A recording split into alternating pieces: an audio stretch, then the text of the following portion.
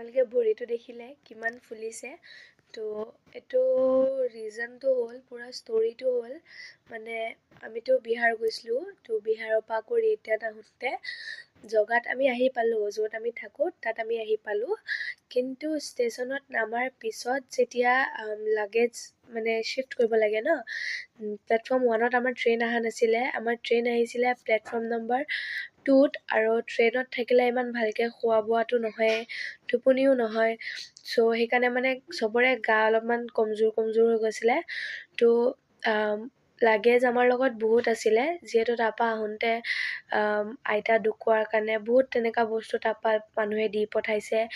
আইতাৰ লাষ্ট বস্তু, তাৰপিছত আইতাৰ ফটো, পিছত আমাৰ পাপাহঁতৰ নিয়মত যি বস্তু দিয়ে, মাক দিছে, পাপাক দিছে, চবকে দি পঠাইছে।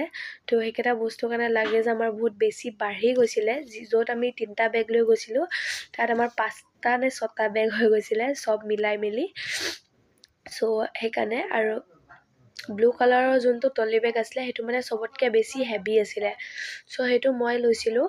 মই মাক ল'ব দিয়া নাছিলোঁ, যিহেতু মাৰ মানে একদম অৱস্থা বেয়া হৈ গৈছিলে, কমজোৰ হৈ গৈছিলে মা।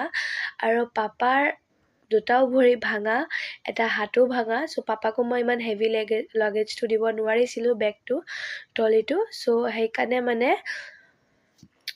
সেইকাৰণে মানে মই ব্লু কালাৰৰ ট্ৰলি বেগটো উঠাইছোঁ। তো তাৰপৰা উঠোঁতেতো যেন তেন উঠিলোঁ। কিন্তু ওপৰৰ পৰা আকৌ তললৈ প্লেটফৰ্ম নম্বৰ 1ত নামি আহোঁতে তলত মই দেখি নাপালোঁ। আৰু দেখি নোপোৱাৰ কাৰণে ভৰিটোত মই মোচকা খালোঁ। মোচকা খাই যোৱাৰ পিছত মানে একদম তাতে মই পৰি গ'লোঁ। সেইটোতো ভাগ্যটো ভাল আছিলে যে ওপৰৰ পৰা তললৈ পৰি নাহিলোঁ। তাতে পৰিলোঁ যে, য'ত পৰিলোঁ তাত মানুহ দুটা মানে ধৰিলে বুলি তললৈ নগ'লোঁ, নহ'লেতো বহুত বেয়া হাল হ'লে হয়। তো সেইটো কাৰণে ভৰিটো চাগে অলপমান ভিতৰত কিবা প্ৰব্লেম হৈছে, সেইকাৰণে ভৰিটো বহুত ফুলিছে, খোজকাঢ়িব পৰা নাই। তো দেখাইছিলোঁ, এইটো দিছে মোক বেণ্ডেজটো, কৈছে এইটো কেইদিনমান ৰাখা, যদি ফুলা নকমে তেতিয়াহ'লে সিহঁতে এক্সৰে কৰিব, দেখিব কি হয়। তো সেইটো কাৰণে আৰু পৰীক্ষাও আছে এতিয়া ওচৰত, ভয় লাগিছে। যদি এইটো এক্সৰে কৰাৰ পিছত যদি কিবা তেনেকুৱা প্লাষ্টাৰ কৰিব দিয়ে তেতিয়াহ'লে এক্সাম দিওঁতে বহুত কষ্ট হৈ যাব। চ' সেইকাৰণে মনটো বহুত বেয়া হৈ আছিলে। কিন্তু